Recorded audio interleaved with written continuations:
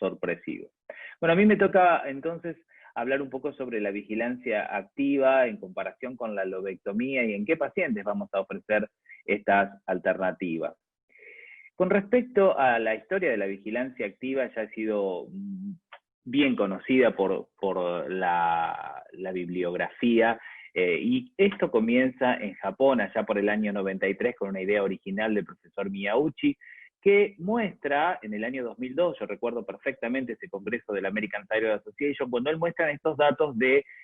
alrededor de 270 pacientes que habían tenido vigilancia activa y había permanecido durante 10 años, una década de estabilidad de esas lesiones tumorales. Imagínense para nosotros en Latinoamérica, donde a los microcarcinomas en esa época le hacíamos tiroidectomía total, cuando no vaciamiento ganglionar y también dosis de yodo radioactivo, a veces una dosis adicional por las dudas. Esto era pura ciencia ficción que se transformó en realidad en esta época, y ya 20 años después o 30 años después de la primera idea de vigilancia activa, esto termina siendo publicado como uno de los papers con más impacto en relación al manejo de cáncer diferenciado de tiroides. Esto se extiende, por supuesto, a Occidente con la experiencia del Memorial de Nueva York y finalmente a Europa. Pero nosotros también en Latinoamérica hemos tenido experiencias con respecto a la vigilancia activa. Nosotros comenzamos a hacer esta alternativa allá por el año 2013-2014. Fíjense que la aceptación en nuestro medio es realmente baja para nuestra población de pacientes de bajo riesgo, y lo importante es que hasta nuestra publicación actual de este año, en donde sí empezamos a encontrar ya con algunas vigilancias de 5 años, la prevalencia de un casi 5% de metástasis ganglionar, es decir, respuesta estructural incompleta, más o menos esto es lo que se había encontrado y reportado en distintas series alrededor del mundo en relación a el crecimiento, que está fundamentalmente vinculado con el tiempo de seguimiento. Cuando uno habla de respuesta estructural incompleta y habla de vigilancia activa comparada con la lobectomía, esto es un metaanálisis de vigilancia activa a 5 años, lo que uno ve es que la frecuencia de metástasis ganglionares es alrededor del 2%, es decir, la respuesta estructural incompleta principalmente en vigilancia activa hasta el momento reportada es solamente ganglionar, con una prevalencia entonces del 2%. Y si uno revisa un poco los datos de la lobectomía, lo que se encuentra es que esta prevalencia es bastante similar. Estos son los clásicos trabajos del Memorial en conjunto con el Hospital de Cáncer de Río de Janeiro, los datos de Park, mostrando los mismos datos en relación a la respuesta estructural incompleta en pacientes con lobectomía, alrededor de un 2%, y este es un metaanálisis reciente que incluye un poco más estudios más grandes, incluyendo aquellos que analizan series de datos, en donde probablemente hayan incluidos también pacientes con un riesgo intermedio bajo de recurrencia, y uno observa que tanto la tiroidectomía total como la lobectomía van asociados a una respuesta estructural incompleta, principalmente ganglionar, de alrededor del 7%.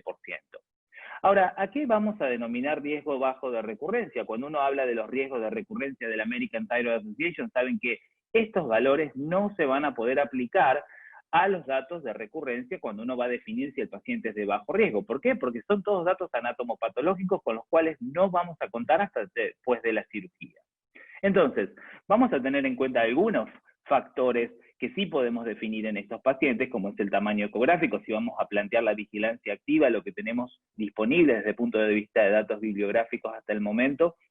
es que con lesiones hasta el 1,5 centímetros uno podría optar con esta modalidad, y la lobectomía, como decía previamente la doctora Gallego, cuando uno tenga tumores hasta 4 centímetros. Por supuesto que la localización de ese nódulo tiroideo demostrada por la ecografía, el contacto con el trayecto del nervio recurrente o la tráquea, la ausencia de extensión extratiroidea, la ausencia de adenopatías sospechosas o metástasis clínicas, y la edad del paciente fundamentalmente como un dato importante en aquellos pacientes que van a optar por la vigilancia activa, que sabemos que cuando es por arriba de los 60 años va asociada con una prácticamente nula posibilidad de crecimiento y desarrollo de metástasis ganglionares. Ahora, identificamos al paciente candidato para la vigilancia activa y lobectomía, eso es fundamental, y los datos del Memorial conjuntamente con el Kumah Hospital demuestran que este sería el paciente candidato ideal, es decir, el que tiene un tumor de bajo riesgo, que además está asociado a la presencia de tejido tiroideo normal, de aproximadamente 2 milímetros alrededor del nódulo, que no haya evidencia de metástasis ganglionares a distancia, y por supuesto, como dije previamente, dependemos casi exclusivamente de un paciente minimalista para meternos en el camino de la vigilancia activa, y mucho mejor si ese paciente tiene por arriba de los 60 años de edad. ¿Es posible o apropiado plantear la vigilancia activa en un paciente que tiene nódulo subcapsular anterior? Si bien uno puede pensar que esto ya tiene extensión en extracapsular,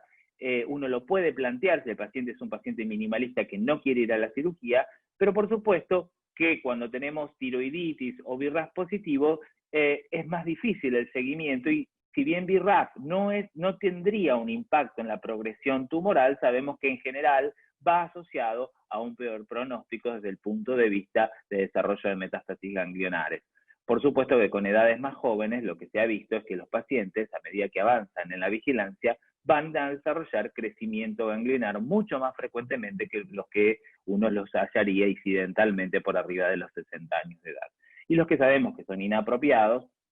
son aquellos que tienen citología agresiva, por ejemplo un TOL-cell, o aquellos que se encuentran subcapsulares posteriores en contacto con la tráquea o en contacto con el trayecto del nervio recurrente, si hay invasión de estructuras vecinas, metástasis ganglionares o a distancia demostrada, o un nódulo que haya crecido rápidamente en el transcurso de los últimos 6 meses. Por supuesto que si el paciente es maximalista, este paciente no va a ser candidato. Por el otro lado, también hay datos que hablan de cuáles son los pacientes candidatos a la lobectomía. En general, el ideal es, como decía la doctora Gallego, los pacientes con microcarcinomas que no quieren ir a la vigilancia activa y, fundamentalmente, que tengan una función tiroidea normal, ya que en muchos pacientes este es el gran fantasma, tener que recibir hormona tiroidea después del tratamiento quirúrgico. Es posible que uno plantee la lobectomía en un paciente con un nódulo de 1 hasta 4 centímetros, que tengan otros nódulos contralaterales o tiroiditis en el parénquima contralateral, sabiendo que si hay tiroiditis, probablemente ese paciente tiene una alta chance de requerir hormona tiroidea después de la cirugía. Y por supuesto, son inapropiados los mismos que considerábamos para la vigilancia activa, más algún factor adicional, como en la actualidad uno puede pensar en la mutación de TERT. Si uno tiene el análisis molecular de estos pacientes y ve que este paciente tiene asociado BRAF a TERT o TERT solo, la verdad la frecuencia de esto es bastante baja, menos del 4 al 5% para los tumores de bajo riesgo. Lo que sabemos es que cuando hay TERT mutados, estos pacientes tienen peor pronóstico. Si bien este es un N bajo, acá lo que demuestran es que aquellos pacientes que reciben lobectomía con TERT positivo tienen menor sobrevida y, por supuesto, vinculado a una mayor tasa de recurrencia. Finalmente, a mí me gustaría considerar este factor, que es otro importante, en cuanto a cuán deleteria es la vigilancia activa en relación a la cirugía. Cuando uno compara efectos adversos de cirugía, por supuesto, tiroidectomía total, nos vamos a encontrar con prevalencias bastante altas de efectos adversos que no se observan cuando uno plantea la lobectomía. Y como sabemos, esto está vinculado con el número de cirugías que realice el cirujano, no solamente en la tiroidectomía total, sino también, como vemos, en la lobectomía en cuanto al desarrollo de efectos adversos. Nosotros este año publicamos nuestra experiencia. Acá en Argentina es muy difícil plantear la lobectomía. Yo les diría que mi consultorio y en el hospital tenemos en total una veintena de pacientes solamente con lobectomía, y se les voy a contar por qué. En este trabajo que nosotros contamos la experiencia de la vigilancia activa, fue un trabajo prospectivo en donde incluimos a 164 pacientes. Ven ustedes que el 25% es el porcentaje que sigue aceptando la vigilancia activa, pero 123 pacientes quisieron ir a la cirugía inmediata, digamos dentro de los 3 primeros meses después del diagnóstico. ¿Y con qué nos encontramos? Con que los efectos adversos totales en los pacientes con tiroidectomía total, que fue casi el 98% de pacientes, fue el 24%, y observamos efectos adversos severos como hipoparatiroidismo permanente y parálisis recurrencial permanente en un 5 y en un 2% respectivamente. Entonces, aunque nosotros planteamos en muchos de estos casos la lobectomía, es muy difícil cuando este paciente llega al consultorio del cirujano y el cirujano habla de la probabilidad de reintervención quirúrgica. Ahí muchas veces los pacientes transforman ellos mismos la cirugía de lobectomía a tiroidectomía total. Este es un trabajo que acaba de salir hoy publicado con respecto a los costos de la vigilancia activa en Argentina, Y considerando a 10 pacientes seguidos por 10 años en vigilancia activa y considerando que un paciente vaya a la cirugía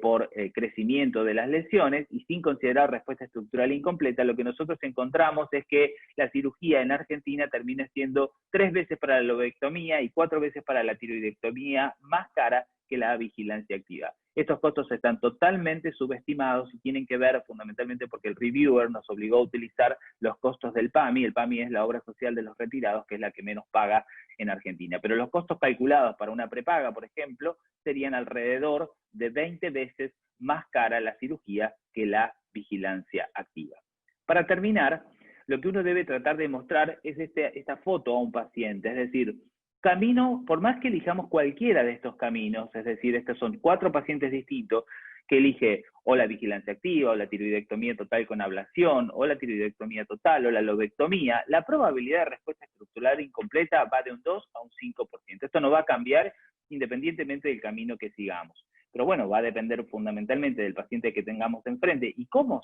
veamos nosotros a ese paciente el camino que elijamos. Para mí, el camino más sencillo en un paciente de bajo riesgo, por ejemplo, de 64 años, podría ser la vigilancia activa. Pero muy probablemente otro endocrinólogo se sienta mucho más seguro con una tiroidectomía total y ablacionando al paciente con radioiodo con 30 milicuríes, fundamentalmente por la tranquilidad que le provoca el seguimiento de estos pacientes. Y esa situación combinada entre un paciente maximalista y un médico maximalista puede terminar con esta cirugía y radioiodo que en general van a ir asociados, por supuesto, a mayores efectos adversos. En realidad, esta es una publicación que acaba de salir que muestra un poco que el riesgo de la segunda cirugía, si uno le dice al paciente que el riesgo de la segunda cirugía es menor del 30%, en general el paciente optaría pasar de una tiroidectomía total hacia una lobectomía. Y si uno dice que el riesgo de recurrencia sería de alrededor del 2%, el paciente lo aceptaría si el riesgo de hipoparatiroidismo pasaría a ser del 0% con la lobectomía o una parálisis recurrencial menor al 1% con la lobectomía comparada con la tiroidectomía total. Entonces, finalmente, lo que uno sabe es que tiene pacientes enfrente y los caminos a transitar siempre van a ser discutibles con él mismo. Muchas gracias.